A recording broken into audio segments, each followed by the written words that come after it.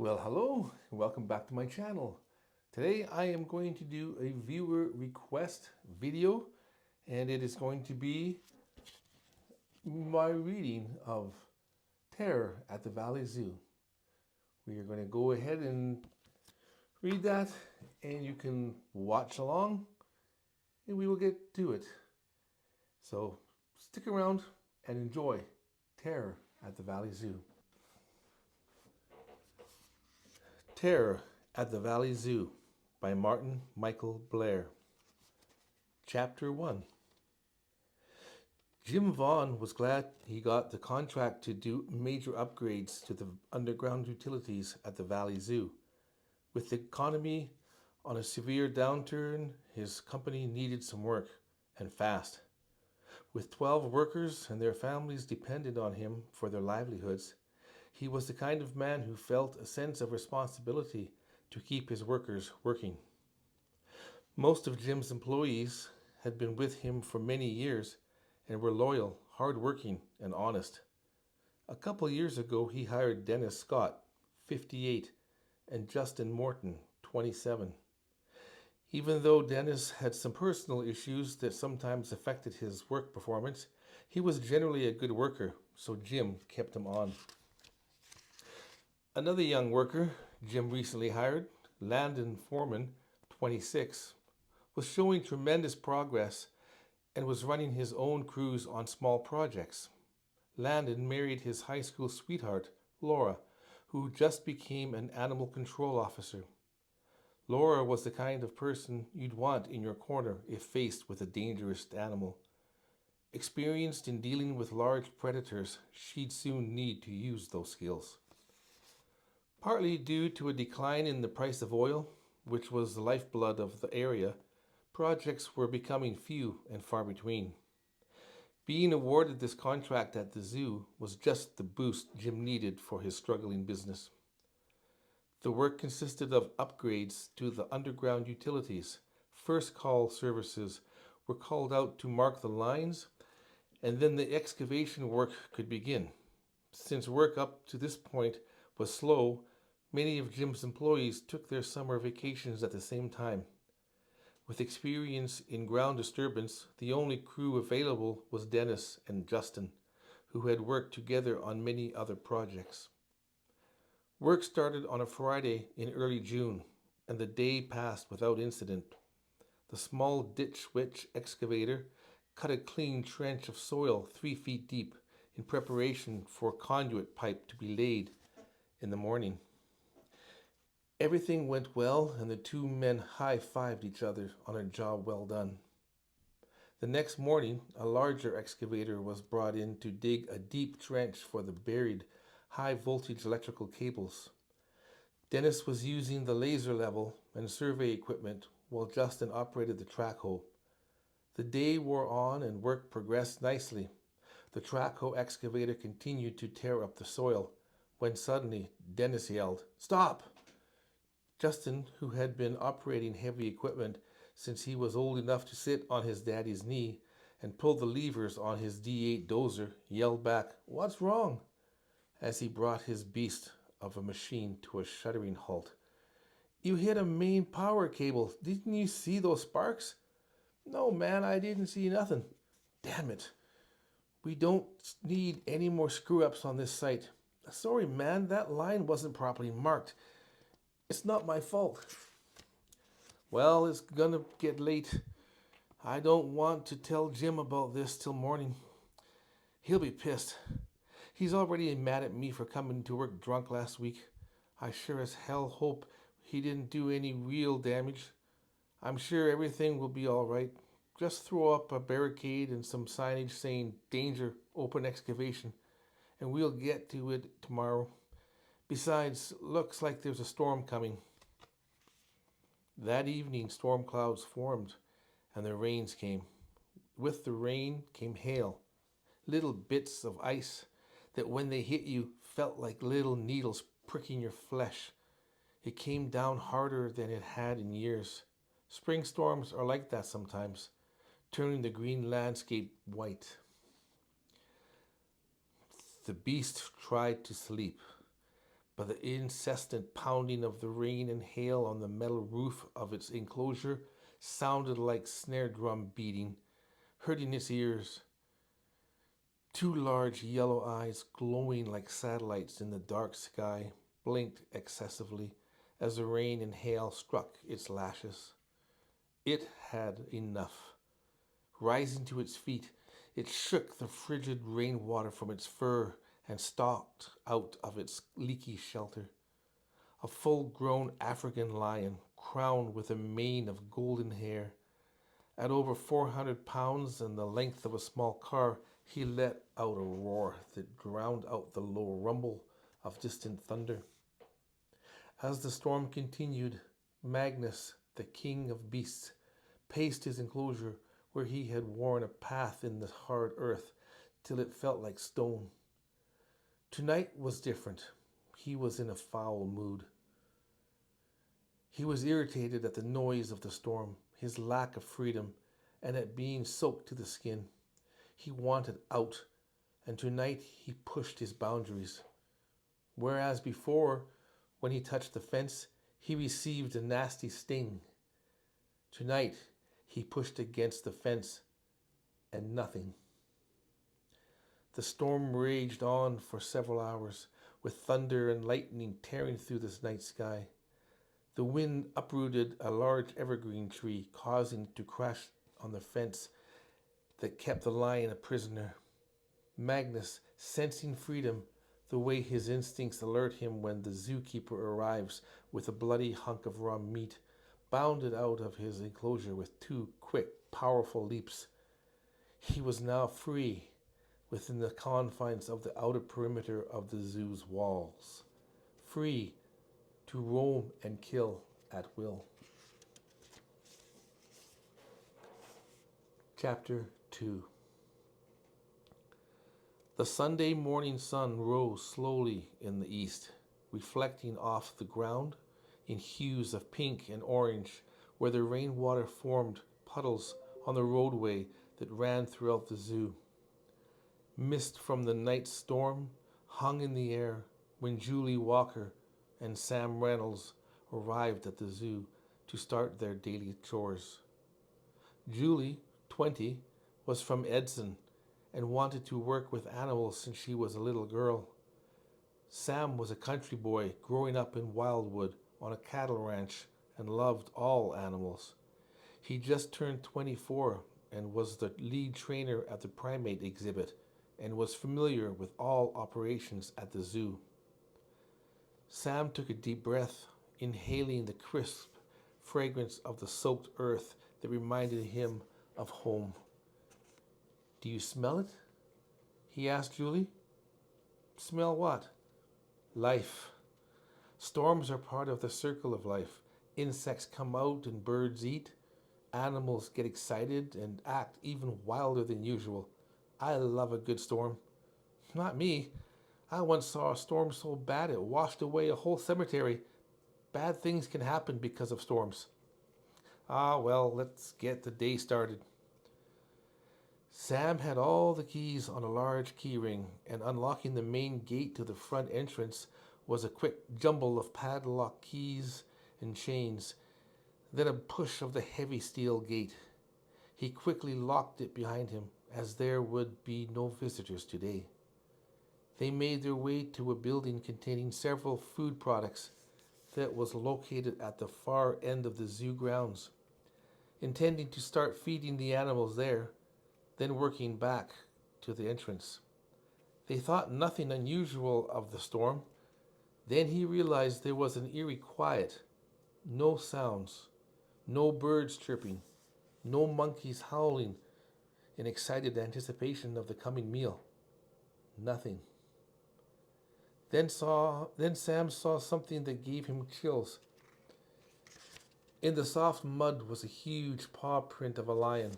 The only lion it could possibly be was Magnus, and he was truly a ferocious beast. "Julie, look!" Sam grabbed her arm and pointed to the ground. Julie let out a gasp and shrunk closer to Sam. "Where could he be?" "I don't know, but we have to get out of here, get somewhere safe, and call the police." The only exit is back where we came. That's way across the zoo, Julie whispered. Let's go to the vet's office. There's a phone there, Sam suggested. Suddenly they heard a deep growl that sounded like a distant rumble of a far-off locomotive. The sound seemed to come from behind them. Sam knew they shouldn't run. Any quick movement would only trigger the lion's instinct to attack.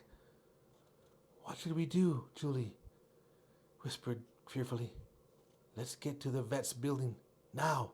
They moved slowly but deliberately, looking all around, and started to make their way to the veterinarian's office in Building 33. As they rounded the corner of the visitor information booth, there he was, standing in the middle of the walkway, clutched between his powerful jaws the carcass of a small monkey, still dripping with blood and saliva. The look in his eyes showed primal aggression. Turning to Julie, Sam whispered, Run, as fast as you can. Julie hesitated momentarily, then sprinted off in the direction of the vet's office with the intent of barricading herself in and calling for help. She didn't look back. Sam dashed toward the birds of prey sanctuary, but Magnus was on him in 3 long bounds. A scream pierced through the stillness of the zoo, causing goosebumps to rise on Julie's skin. As quickly as it came, the shriek ended in an abrupt halt. She knew Magnus would rip Sam to shreds with those sharp claws and powerful jaws. Magnus pounced on Sam, knocking him to the ground and tearing into his flesh. The beast shook him from side to side with little effort, leaving Sam laying in a bloody heap of torn flesh and cloth. Julie made it to the vet's office and desperately threw herself against the heavy metal door. It wouldn't open. She grabbed the knob and tried to turn it, but it was locked. Then she remembered Sam had the keys to all the buildings and the padlock at the main gate. Damn! She knew she had to go back to get the keys so she could get into the building to hide from Magnus and call for help. Julie turned to see if the line was coming and exhaled with relief that he was nowhere in sight. Slowly moving along the side of the building, Julie made her way to a snow fence that was left over from construction activities earlier in the year. She got down on her hands and knees and crawled the length of the fence, which ran 60 feet along a new boardwalk leading to the birds of prey sanctuary. The same enclosure Sam was trying to get to. If she could make it there, maybe she could get to his body without Magnus discovering her. Julie finally got to within 30 feet of her target and could also see the visitor's booth where Sam was attacked. Magnus was nowhere in sight. Crouching, she made her way over to where Sam should be to check his body for the keys and was horrified at what she saw. Shredded clothing was scattered all around, and the grass was smeared with lumps of congealed blood and torn bits of skin and flesh. But Sam was not there. Magnus must have dragged Sam's body away to feed. Chapter 3. Justin arrived at the zoo's parking area at 10 in the morning. Dennis was running late as usual. They only had to work a few hours to finish trenching. Dennis had called Jim to let him know about them striking the cable, but his call went straight to voicemail. Jim was at the lake with his family for the weekend, so Dennis thought maybe there was no cell service. Besides, he figured he'd handle their screw-up themselves. He called Midwest Power Corporation, and they were sending a couple of workers out to fix the cable. But in the meantime, Dennis and Justin would use the keys the zoo gave them as contractors to go in and shut off the main power so the cable could be repaired. Dennis drove up to the parking area and walked over to where Justin was waiting. Sorry I'm late. Come on, let's open the gate and shut off the power. I hope the power company guys get here soon and fix that cable so we can finish the work. I have a family barbecue to go to later, Justin replied. Together they approached the large metal gate and unlocked the padlock, just as Sam had done earlier in the morning. Leaving the gate ajar, they walked over to the maintenance building about 100 feet away and, unlocking the door, entered. It was dark inside, so Justin groped the wall, searching for the light switch. When he finally found it, he flicked it on, but nothing happened. Damn, the power must be out all over. It's okay, just hold the door open to let the sunlight in. I'll check the main breaker, Dennis said. What was that? Justin asked. What was what? I thought I heard a growl outside. Justin stepped outside the door to see what was there and shrunk back in horror at the sight of a large lion slowly stalking them and growling as it came closer alongside the building toward them, blood and saliva dripping from its jowls. Close the door! Close the door! There's a lion loose outside, Justin yelled.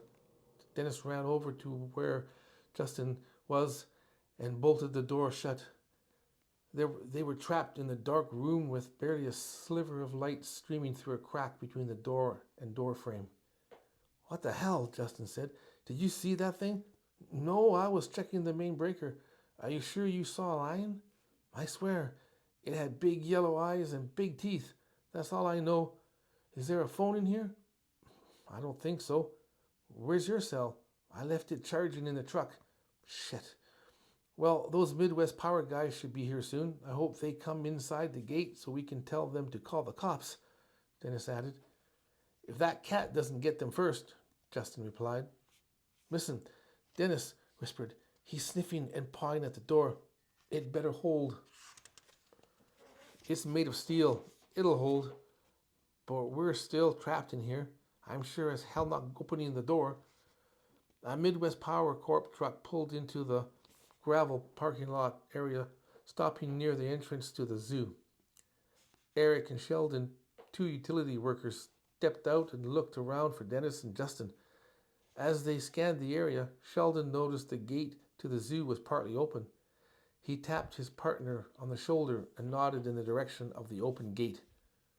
Let's see if the guys are in the zoo compound. They started walking toward the entrance, but stopped as a truck approached them, honking its horn. The truck came to a halt beside them, and the young man called out, Hey, are you guys looking for Dennis? Yes, that's the name of the work order, Sheldon replied. I'm Landon. I was trying to get a hold of these guys, but no one answers their cell. We were just going to check and see if they're on the zoo grounds. The gate is partly open, so they must be in there, Eric said. Okay, sounds good. I'll come with you. The three of them approached the gate and entered the zoo grounds. Looking around, they walked toward the first building. The sun was high and steam was still rising from the puddles of water. Landon called out for his workers. Dennis! Justin! Hey, over here, came a woman's voice. They all looked in her direction and saw a young woman running toward them. Get out of here! There's a lion loose, she yelled. They looked at each other, bewildered. What'd she say? Sheldon asked. A lion's loose? Hurry! We have to get out of here. Good, the gate's open, Julie said breathlessly as she reached them. She grabbed Landon by the arm and, half pulling him, headed toward the open gate. Just then, Magnus, attracted by their yelling, appeared only 40 feet away and bounded toward them with jaws wide open. Julie let out a scream and continued to run for the partially open gate. The others turned and ran after her. She was first to make it out, followed by Landon, then Eric. Sheldon tripped and fell, just as Magnus was upon him. Landon turned and went back to help Sheldon, who was on his back trying to fight off Magnus, but the lion was too much for him. With a swat from his paw, Magnus practically decapitated Sheldon.